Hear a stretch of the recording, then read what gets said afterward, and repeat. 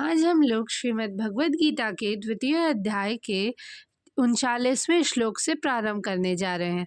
पिछले वीडियोस में हमने 38वें श्लोक तक खत्म कर लिया था, जिसमें हम लोग देख रहे थे कि किस तरह से अर्जुन को भगवान श्री कृष्ण ने बहुत सारे उपदेश दिए, आत्मा के बारे में बताया और ये बताया कि चाहे तुम इस पर युद्ध करके मरो या फिर जीतो, तुम्हें दोनों ही ओर से लाभ होगा। जिसके पश्चात ओम श्री परमात्मने नमः अथ द्वितीयोऽध्यायः श्रीभगवानुवाच एषा ते अभिहिता सांख्ये बुद्धिर्योगे त्विमां शृणु बुद्ध्या युक्तो यया पार्थ कर्मबन्धं प्रहास्यसि। यहाँ मैंने वैश्लेषिक अध्ययन सांख्य द्वारा इस ज्ञान का वर्णन किया है। अब निष्काम भाव से कर्म करना बता रहा हूँ, उसे सुनो। हे प्रजापुत्र, तुम यदि ऐसे ज्ञान से कर्म करोगे तो तुम कर्मों के बंधन से अपने को मुक्त कर सकते हो। वैदिक कोश निरुक्ति के अनुसार सांख्य का मतलब होता है विस्तार से वस्तुओं का वर्णन करने वाला, और सांख्य उस दर्शन के लिए प्रयुक्त मिलता है जो आत्मा की वास्तविक प्रकृति का वर्णन करे। और योग का मतलब होता है इंद्रियों को रोकना, इंद्रियों का निग्रह। अर्जुन जी जो युद्ध न करने की बात कर रहे थे वो इंद्रिय तृप्ति पर आधारित था।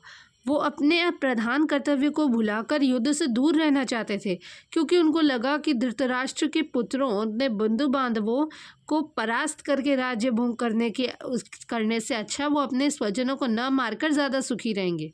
दोनों ही प्रकार से उनका मूल सिद्धांत तो इंद्रिय तृप्ति का था। उन्हें जीतने से प्राप्त होने वाला सुख और स्वजनों को जीवित देखने का सुख, दोनों इंद्रिय तृप्ति के धरातल पर एक ही है, क्योंकि इससे बुद्धि तथा कर्तव्य दोनों का अंत हो जाता है।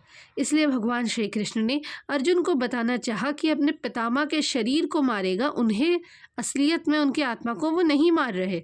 उन्होंने ये बताया कि जितने भी जीव हैं वो शाश्वत प्राणी हैं, वो भूत में थे, वर्तमान में हैं और भविष्य में भी रहेंगे।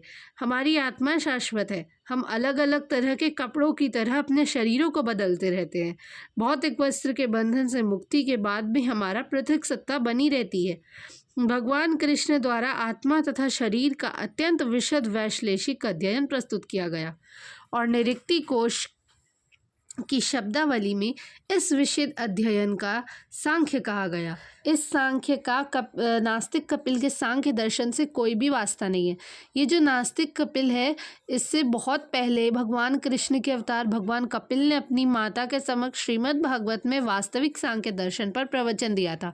उन्होंने स्पष्ट बताया कि पुरुष या परमेश्वर क्रियाशील है और वे प्रकृति पर दृष्टिपात करके सृष्टि की उत्पत्ति करते हैं। वेदों और गीता में भी इसका उल्लेख मिलता है।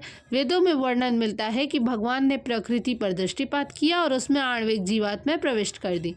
ये जितने भी जीव भौतिक जगत में इंद्रिय तृप्ति के लिए कर्म करते रहते हैं और माया के वशीभूत होकर अपने को ही भोक्ता मानते हैं, इस मानसिकता की चरम सीमा भगवान के साथ सायुज्य प्राप्त करना है।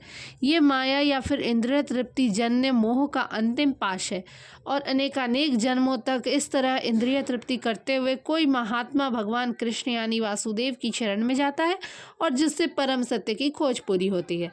अर्जुन ने कृष्ण की शरण ग्रहण करने से पहले ही उन्हें अपना गुरु मान लिया था। शिष्यस्तेहं शाधिमां त्वं प्रपन्नम। फलस्वरूप कृष्ण जी अब उन्हें बुद्धि योग या कर्म योग की कार्यविधि बताएंगे, जो कृष्ण की इंद्रिय तृप्ति के लिए किया गया भक्ति योग है। ये बुद्धि योग अध्याय 10 के 10वें श्लोक में वर्णित है, जिसमें उन भगवान के साथ प्रत्यक्ष संपर्क बताया गया है जो सबके हृदय में परमात्मा रूप में विद्यमान है। लेकिन ऐसा संपर्क भक्ति के बिना नहीं हो सकता। इसलिए जो भगवान को भक्ति या दिव्य प्रेमा भक्ति से या कृष्ण भावना भावित होते हैं, वही भगवान की विशिष्ट कृपा से बुद्धि योग की ये अवस्था पा सकते हैं। लेकिन भगवान कहते हैं कि जो लोग दिव्य प्रेमवश भक्ति में निरंतर लगे रहते हैं, उन्हें ही वे भक्ति का विशुद्ध ज्ञान प्रदान करते हैं। इस तरह भक्त सरलता से उनके चिदानंदमय धाम पहुंच जाते हैं। इस तरह इस श्लोक में बुद्धि योग जो वर्णित है वो भगवान कृष्ण की भक्ति के लिए है, और यहाँ पर उल्लेखित सांख्य शब्द का नास्तिक कपिल द्वारा प्रतिपादित अनीश्वरवादी सांख्य योग से कुछ भी संबंध नहीं है। अतः किसी को यह भ्रम नहीं होना चाहिए कि यहाँ पर उल्लेखित सांख्य योग का अनीश्वरवादी सांख्य से किसी प्रकार का संबंध है। नहीं उस समय उसके दर्शन का कोई प्रभाव था और न कृष्ण ने ऐसी ईश्वर विहीन दार्शनिक कल्पना का उल्लेख करने की चिंता की। वास्तविक सांख्य दर्शन का वर्णन भगवान कपिल ने श्रीमद् भागवत में किया है, लेकिन वर्तमान प्रकरणों में उस सांख्य से भी कोई सरोकार संबंध नहीं है। यहाँ सांख्य का अर्थ है शरीर तथा आत्मा का वैश्लेषिक अध्ययन। भगवान ने आत्मा को वैश्लेषिक वर्णन अर्जुन को बुद्धि योग या कर्म योग तक लाने के लिए किया। इसलिए भगवान कृष्ण का सांख्य या भागवत में भगवान कपिल द्वारा वर्णित सांख्य एक ही है। ये दोनों भक्ति योग हैं। इसलिए भगवान कृष्ण ने कहा है कि केवल अल्पज्ञ ही सांख्य योग तथा भक्ति योग में भेदभाव मानते हैं। सांख्य योगो पृथक बालाः प्रवदन्ति न पंडिताः। निसंदेह अनीश्वरवादी सांख्य योग का भक्ति योग से कोई भी संबंध नहीं। फिर भी बुद्धिहीन व्यक्तियों का दावा है कि भगवत गीता में अनीश्वरवादी सांख्य का वर्णन हुआ है।